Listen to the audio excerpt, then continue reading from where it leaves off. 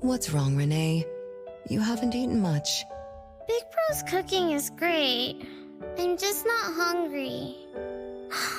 The Mighty King looks tired. He's not moving at all. Won't even sing anymore. Your little cricket? Yeah, my favorite one. Did the Mighty King die? He was still wiggling his whiskers around confidently yesterday. Or maybe he's just in a bad mood, like me. I don't know. In my garden, the cherry tree sprouts green buds, while my little Renee blooms with laughter.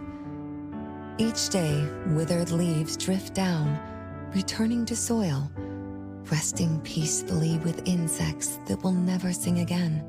Such is life, a circle without end. Don't be sad. You'll catch new crickets with shinier shells and better songs. But I want to play with the Mighty King.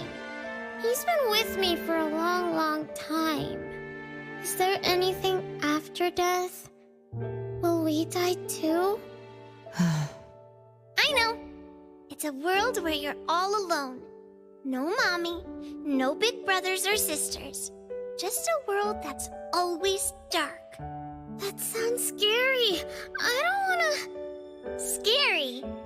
You're funny, Renee. Can't move, can't hear, can't see. That's no different from when we were sleeping in our wooden boxes. Dying isn't that big of a deal. Being alive is much better.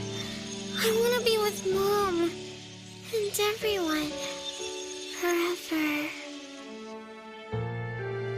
Appraiser, you're here.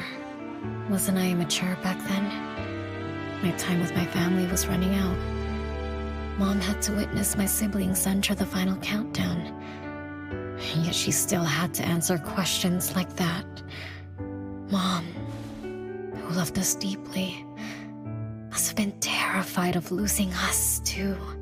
Appraiser, could we go see her? I just need to see her a bit more.